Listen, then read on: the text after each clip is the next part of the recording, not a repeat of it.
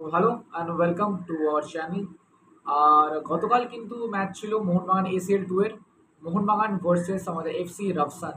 তো কালকের ম্যাচটা কম বেশি তোমরা সবাই দেখেছো। আর পারফরমেন্স দেখে তো আমরা কিন্তু প্রচুর পরিমাণে কিন্তু আপসেট আছি। আর সমর্থকদের কিন্তু এখন একটাই তোমার দাবি যে গো ব্যাক মলিনা। আর কেন হবে না তুমি একটা জিনিস ভালো করে বোঝো। হ্যাঁ, অনেকজন হয়তো টাইম দিতে বলছে মলিনাকে, বাট আর কবে টাইম দিবে? দেখো, এইসব ম্যাচ যদি না জিততে পারে রাফসানের বিরুদ্ধে, তাহলে তুমি আর কাক মানে মানে মানে মলিনাকে টাইম তুমি কখন দেবে? যখন তোমার একটাই আমাদের হাতে অপশন পড়ে থাকবে যে আমরা আহ, তোমার আইএসএল এর কাপটা চ্যাম্পিয়ন হয়তো হতে পারবো। আমার মনে হয় না এরকম যদি খেলি আমরা, তাহলে পরবর্তীকালে আমরা হয়তো এফসি কাপে চান্স পাবো কিনা আমার ডাউট আছে। আর আমরা আইএসএল লিগ শিল্ড জিতবো কিনা, হ্যাঁ হয়তো টেনে টুনে হয়তো আইএসএল কাপ আমরা জিততে পারি, বাট তাও শিওর না। বাট এখনো অবধি যা পারফরমেন্স দেখেছি আমরা সবাই মিলে, এটা জানি না তোমরা কতজন এগ্রি করবে, বাট সত্যি বলতে মানে আমি তো টোটালি আনহ্যাপি। আর মলিনা সেম নিজের যে পরিকল্পনা, সেই পরিকল্পনাটা থেকে কিন্তু পিছু হটছে না মলিনা। মলিনা আমি জানি না ভাই, নতুন নতুন পরিকল্পনা মানে মলিনা সাজাচ্ছে। প্রথমে তুমি যদি লক্ষ্য করে, প্রথম দিন একটা টিম, দ্বিতীয় দিন একটা টিম, তারপরের দিন একটা টিম, তো মানে বেশিরভাগ টিমে কিন্তু চেঞ্জেস হচ্ছে প্রথম থেকেই। যেখানে কিন্তু একদিন স্টার্টিংয়ে সাহাল নামছে, একদিন স্টার্টিংয়ে গ্রেগ স্টুয়ার্ট নামছে, আপুইয়া নামছে, এরকমটা করছে আমাদের হোসে মলিনা। আর আমার যতটা ব্যক্তিগত ব্যাপার, মানে আমার যতটা ব্যক্তিগত মানে যেটা পয়েন্ট অফ ভিউ দিয়ে বলছি, যে যতক্ষণ তুমি একটা টিমকে একটা সেট টিম তৈরি করতে পারছো, মানে আমি যদি আমার টিমের মধ্যে যদি সবকটা প্লেয়ার থেকে যে চার পাঁচটা প্লেয়ার যদি বাদ দিয়ে দিই, তার জায়গায় অন্য কোনো প্লেয়ার নাই করতে, তোমার এরকম চেঞ্জেস করতে থাকি, তাহলে কিন্তু পরবর্তীকালে তারা সেট হতে পারছে না ঠিকঠাক করে। আমার মতে এটাই বলে যে একটা টিমকে তুমি সময় দাও, যে না তুমি একটা পরিকল্পনা করেছো ঠিক আছে, তাদেরকে সেট হতে দাও। তুমি হাফ টাইমের পর চেঞ্জ করো তাদের, সেটা একটা হবে। বাট মলিনা তো স্টার্টিং ইলেভেন থেকেই কালকে আমরা ইলেভেনটা দেখেছি, যেখানে কিন্তু ব্রেক স্টুয়ার্ট ছিল না, লিস্টন ছিল না, তো আরও অনেক কেউ কিন্তু ছিল না। বাট কালকে জিনিসটা যেটা বললাম যে অনেক কেউ ছিল না, তো ব্রেক স্টুয়ার্টকে একদিন প্রথমে নামাচ্ছে, একদিন পরে নামাচ্ছে। আর সত্যি বলতে আমি আর একটা বিষয়ে আমি একটা কথা বলি, যে মলিনা তিনটে ডিফেন্সে খেলছে, আমি জানি না কেন মলিনাকে আমার যতটা সম্ভব তুমি তিনটে ডিফেন্স থেকে চারটে ডিফেন্সে শিফট করো, নাহলে কিন্তু পরবর্তীকালে আরও প্রচুর পরিমাণে কিন্তু গোল কনসিড করবে। আর কালকের পজিটিভ পয়েন্ট একটাই, যে কালকে আমরা হারিনি, ঠিক আছে, এটাই হয়তো একটা পজিটিভ পয়েন্ট, বাট এছাড়া কিন্তু আর কোনো পজিটিভ পয়েন্ট নেই। আর একটা যেটা নিয়ে বলছিলাম, যে মোহনবাগানের জেসন কামিন্সকে কী করে ফার্স্ট টিম ডিজার্ভ করছে আমি জানি না। তার জায়গায় সুহেল ভাট, ঠিক আছে, সুহেল ভাট আমার মনে হয় ভাই far better than Jason Cummins, ঠিক আছে। আর ডিমিটি পেট্রাদাসের ব্যাপারে কিছু বলার নেই, ডিমিটি তাও ওয়ার্কলোডটা নিচ্ছে ভাই, ডিমিটিও বল বাড়াচ্ছে, ডিমিটি নিজের পজিশনটা ঠিকঠাক নিচ্ছে। বাট কালকে যেহেতু একটা গোল মিস করেছে ডিমিটি, তো সেটার জন্য হয়তো একটু খারাপ লেগেছে।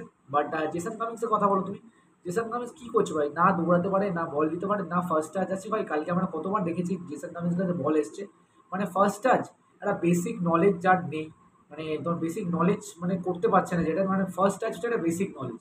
তুমি ফার্স্ট টাচ দিচ্ছ, এমনভাবে দিচ্ছ তুমি যে বল মানে অপোনেন্টের টিমের পায়ে চলে যাচ্ছে। তো এইসব প্লেয়ারকে আমার মনে হয় না ভাই ফার্স্ট টিমে রাখার দরকার আছে। তার জায়গায় সুহেল ভাটকে যদি নামাতো, আমার মনে হয় সুহেল ভাট একটা না একটা গোল কনভার্ট অবশ্যই করতো। আর সুহেল ভাটকে আমার বল চেজিংয়ের জন্য খুবই অত্যন্ত ভালো লাগে। জানি না তোমাদের কার কার ভালো লাগে সুহেল ভাটকে, সেটা কিন্তু কমেন্ট করে জানাবে। আর সত্যি বলতে যদি তুমি বলো, ম্যাচ শেষের পর ডিমিট্রি পেট্রাটস কিন্তু কনফারেন্সে নিজেও সেটা বলেছে যে সে কিন্তু স্যাটিসফ্যাকশন হয়নি ভাই এই ম্যাচটা থেকে। তার মানে একটা জেতা ম্যাচ ছিল, এই ম্যাচটা থেকে যে মানে তারা এক্সপেক্ট করেছিল যে তারা ম্যাচটা জিতবে, বাট পারফরমেন্স অনুযায়ী কিন্তু ডিমিট্রি পেট্রাটস খুশি না। আর রেফারি নিয়েও কিন্তু ডিমিট্রি পেট্রাস বলেছে যে রেফারি নিয়ে আর কিছু বলার নেই, তোমার মানে বাকি সবাই দেখতে পাচ্ছে।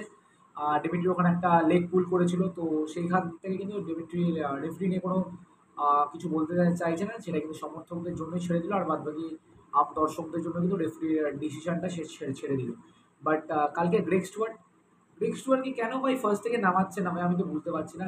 আর গ্রেগ স্টুয়ার্টকে খেলাতে তো খেলাচ্ছে, সেটা তোমাকে ডান দিক দিয়ে খেলাচ্ছে, ডান দিকে তোমার রাইট উইংয়ে গ্রেগ স্টুয়ার্টকে খেলাচ্ছে। আর গ্রেগ স্টুয়ার্ট যেখানে তোমার অ্যাটাকিং মিডফিল্ড বা সেকেন্ড স্ট্রাইকারে গ্রেগ স্টুয়ার্ট খেলে আসে, তো সেখান থেকে তুমি তোমার পরিকল্পনা এরকম পরিকল্পনা করছো যেখানে কিন্তু অলরেডি অর্ধেক কটা ম্যাচ তুমি ড্র করেছো।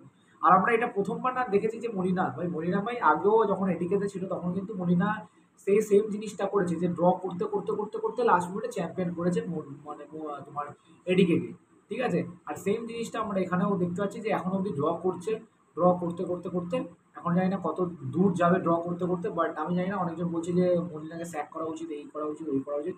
বাট সত্যি বলতে আমি তো বলবো না ভাই, এখন সবাই পাঁচটা ম্যাচ হয়েছে, তো অনেকজন বলছে যদি পরবর্তীকালে স্যাক করে তাহলে অনেক দেরি হয়ে যাবে, বাট এখন করলে হয়তো বেটার। বাট তোমাদের মতে কী বলে সেটা কিন্তু কমেন্ট করে জানাবে। আর ম্যাচ নিয়ে ভাই আমি কিছু বলার নিয়ে, টোটালি যতটা এক্সপেক্ট করেছেন তার থেকে একদম নিরাশা করে দিয়েছে। আর ভবিষ্যতেও আমি জানি না কতটা এক্সপেক্ট করতে পারবো। বাট আমার একটা প্লেয়ারের ওপর আগেও ভরসা ছিল, এখনও ভরসা আছে, যেটা হচ্ছে ডিমিট্রি পেট্রাটস। সত্যি খুবই ভালো খেলছে ডিমিট্রি।